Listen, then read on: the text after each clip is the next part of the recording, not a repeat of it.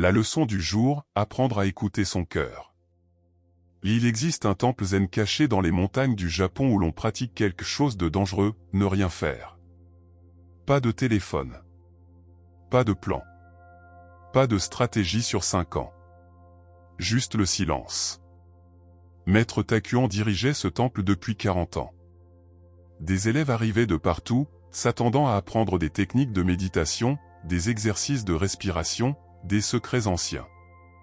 À la place, il leur donnait une seule instruction. Là, assieds-toi. Écoute. Attends. La plupart abandonnaient en moins d'une semaine. Mais ceux qui restaient, ils découvraient quelque chose qui changeait tout. Un élève, Kenji, arriva brûlant d'ambition. Trader à Wall Street. Millionnaire avant 30 ans. Ruiné à 32. Son esprit était un champ de bataille fait de regrets et de calculs. Takuan le regarda et dit : « Ta tête fait beaucoup de bruit. Peux-tu entendre ce qu'il y a en dessous ?» Kenji n'avait aucune idée de ce que cela signifiait. Pendant 6 mois, il resta assis. Frustré. En colère. Mort d'ennui. Puis un matin, lors d'une simple marche pour aller chercher de l'eau, quelque chose changea. Il l'entendit. Pas une voix. Pas des mots. Quelque chose de plus profond. Son cœur parlait. Et il essayait d'attirer son attention depuis des années. Voici ce que le cœur de Kenji lui a dit ce matin-là et pourquoi cela l'a terrifié plus encore que de perdre chaque dollar qu'il avait gagné. Mais d'abord, tu dois comprendre la différence entre la voix de l'esprit et le murmure du cœur. Ton esprit parle en argument. Ton cœur parle en certitude. Ton esprit dit, et si ça échoue? Que vont penser les autres? Où sont les preuves? Ton cœur dit, c'est la voix. Pas de débat. Pas de justification. Juste de la clarté. Le problème? Depuis l'enfance, on nous a appris à ne faire confiance qu'à l'esprit. Sois raisonnable. Sois logique. Sois intelligent. Mais voici la vérité que les maîtres zen avaient comprise, ton esprit est un serviteur brillant et un maître terrible. Takuan disait souvent à ses élèves. L'esprit est comme un chien de garde. Excellent pour protéger la maison. Horrible pour décider où la construire. Ton cœur, lui, sait où construire la maison. Kenji l'a découvert quand son cœur lui a dit quelque chose de simple. Rentre chez toi. Reconstruis la relation avec ton père. Son esprit hurlait en protestation. C'est absurde. Tu dois d'abord gagner de l'argent. Prouver ta valeur. Lui montrer que tu n'es pas un raté. Mais son cœur était calme. Certain. Inébranlable. Il avait passé toute sa vie à écouter la panique de son esprit. Pour la première fois, il choisit autrement. Il rentra chez lui. Son père était mourant. Ils eurent 3 mois ensemble avant la fin. Des années plus tard, Kenji m'a confié. Mon esprit m'aurait fait attendre d'avoir réussi à nouveau. À ce moment-là, il serait déjà parti. Mon cœur m'a sauvé de ce regret. Mémorial ENA. Il existe une célèbre histoire zen à propos d'un élève qui n'arrivait pas à apaiser son esprit. Il essaya tout, méditation, mantra, technique de respiration. Rien ne fonctionnait. Son maître l'emmena dans une forêt de bambous. « Écoute, dit le maître. » L'élève entendit le vent traverser les bambous. Un doux grincement rythmé. « Le bambou ne résiste pas au vent, » expliqua le maître. Il se plie. Il bouge. Mais ses racines restent fermes. Voilà ton cœur enraciné, souple, intact. Ton esprit, lui, est comme le vent toujours en mouvement, toujours changeant, toujours en train de pousser. La question est, es-tu le bambou ou le vent? La plupart d'entre nous sommes devenus le vent. Dispersés. Réactifs. Emportés dans toutes les directions par la peur, le désir, l'opinion, la pression. Apprendre à écouter son cœur, c'est redevenir le bambou. Enraciné dans ce que tu sais être vrai. Assez souple pour plier sans te briser. Assez immobile pour entendre le murmure sous le bruit. Si ce message te touche d'une manière inattendue, abonne-toi maintenant. Cette chaîne existe pour partager ce qui fonctionne vraiment, pas de théorie, pas de remplissage. Juste la vérité. Clique sur ce bouton. Taekuan enseignait à ses élèves 3 tests pour savoir s'ils entendaient leur cœur ou simplement un déguisement de leur esprit. Test numéro 1, est-ce que cela apporte la paix ou la panique? L'esprit crée l'urgence. Fais ça maintenant ou tu le regretteras toute ta vie. Le cœur est patient. Quand le moment sera juste, tu le sauras. Test numéro 2, est-ce que cela contracte ou est-ce que cela élargit? L'esprit te rapetisse. Joue la sécurité. Ne prends pas de risques. Protège-toi. Le cœur t'agrandit. Il y a quelque chose de plus pour toi ici. Test numéro 3, est-ce que cela a besoin d'être justifié? L'esprit exige des preuves sans fin, de la validation, des garanties. Le cœur, lui, c'est simplement. J'ai vu une femme d'une 40aine d'années appliquer ces tests à une décision énorme. On lui avait offert une promotion, plus d'argent, plus de prestige, tout ce que son esprit désirait. Mais quand elle s'est assise en silence et a interrogé son cœur, la réponse était claire, non. Son esprit est devenu fou. Tu es folle? Les gens tueraient pour une opportunité pareille. Mais son cœur était calme, ce n'est pas ton chemin. Elle a refusé. 6 mois plus tard, elle lançait sa propre activité, dans un travail qu'elle aimait vraiment. Elle m'a confié. Mon esprit voyait la promotion comme une réussite. Mon cœur la voyait comme un détour. Voici la partie difficile dont personne ne parle. Parfois, ton cœur te mènera vers quelque chose de difficile. Taekuan appelait cela l'enseignement de la boussole brisée. Un jeune moine vint le voir, bouleversé. Un maître, mon cœur me dit de quitter le monastère. Mais j'y ai consacré 10 ans de ma vie. Comment cela pourrait-il être juste? Taekuan sourit. Ton cœur ne se soucie pas des coûts déjà investis. Seul ton esprit s'en soucie. Le moine partit. Il devint fermier. Il trouva une paix qu'il n'avait jamais connue au monastère. Ces 10 années avaient-elles été perdues? Son esprit disait oui.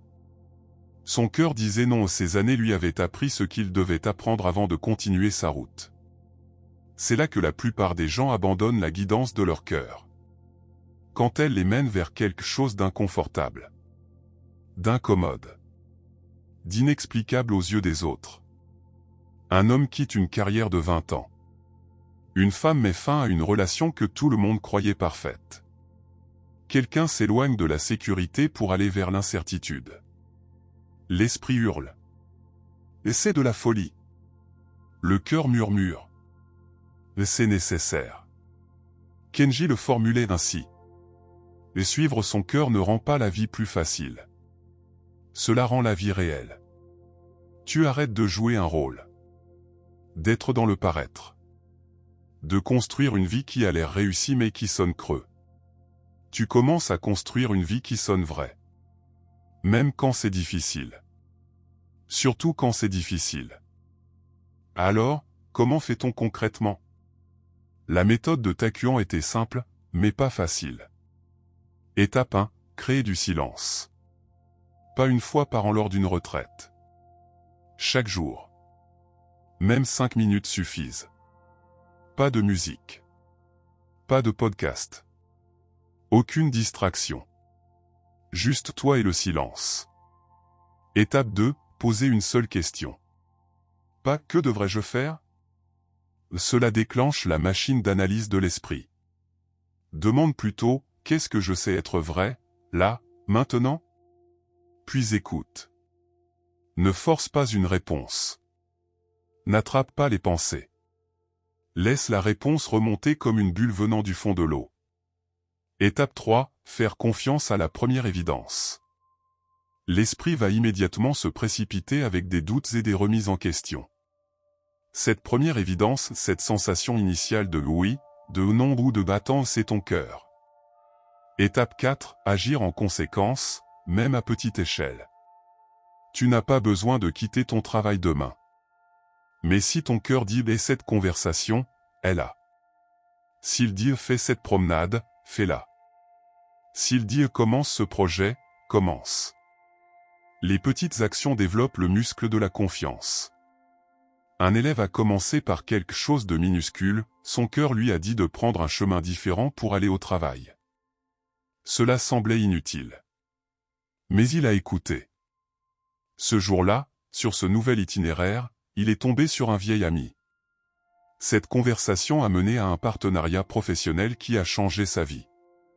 Il m'a dit « Je pensais que suivre son cœur devait forcément concerner de grandes décisions dramatiques. Maintenant je sais que ce sont aussi les petites. Et elles finissent par tout changer. » Soyons honnêtes.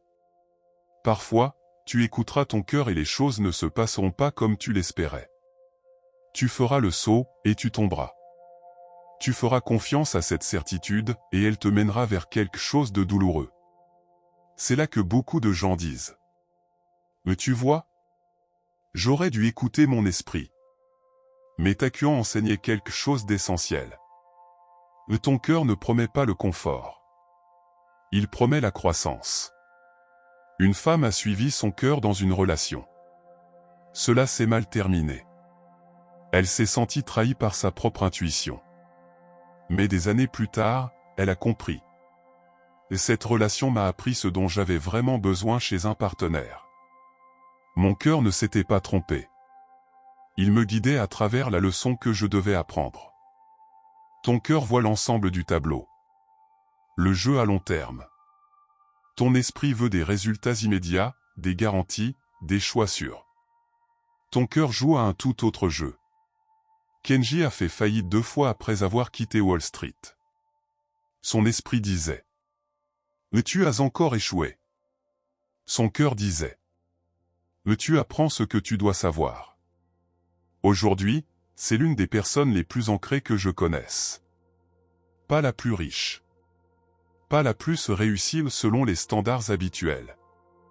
Mais quand tu lui parles, tu le ressens, il vit depuis un endroit de vérité. Voilà ce que t'apporte réellement le fait d'écouter ton cœur. Pas la perfection. Pas la facilité. L'alignement. L'authenticité. Une vie qui est vraiment la tienne. Les derniers mots du maître Takuan à Kenji furent ceux-ci. L'esprit doutera toujours. Laisse-le faire. Ton cœur n'a pas besoin de la permission de l'esprit. C'est le secret que la plupart des gens ne découvrent jamais. Tu attends la certitude. Des preuves. Que la peur disparaisse. Mais cela n'arrivera pas. Ton cœur parle doucement. Sous le bruit. Sous la peur. Il ne crie pas. Il ne débat pas. Il sait simplement. Et chaque fois que tu l'écoutes, même quand cela n'a aucun sens, même quand c'est effrayant, même quand tout le monde te prend pour un fou, tu deviens un peu plus toi-même. Tu cesses de vivre la vie que les autres attendent de toi. Tu commences à vivre la vie pour laquelle tu es venu ici. Takuan disait souvent. Une vie entière à écouter l'esprit, c'est une vie passée à construire la maison de quelqu'un d'autre. Une vie à écouter le cœur, c'est enfin rentrer chez soi. Alors voici ma question pour toi. Qu'est-ce que ton cœur est en train de te dire, là, maintenant? Pas demain. Pas quand les choses se calmeront. Pas quand tu auras plus d'informations. Maintenant. Qu'est-ce que tu sais être vrai? Voilà ta leçon du jour. Pas l'analyser. Pas la justifier. Pas convaincre qui que ce soit d'autre. Juste l'entendre. Et l'honorer par une petite action. C'est ainsi que tu apprends à écouter ton cœur. Un moment de silence. Une vérité ressentie. Un pas courageux. Encore et encore. Jusqu'à ce que le murmure devienne le guide que tu cherchais depuis toujours. Si cette histoire t'a apporté quelque chose de vrai, abonne-toi. Partage-la avec quelqu'un qui a besoin de l'entendre. Et surtout, va écouter ce que ton cœur essaie de te dire. Il attend depuis longtemps.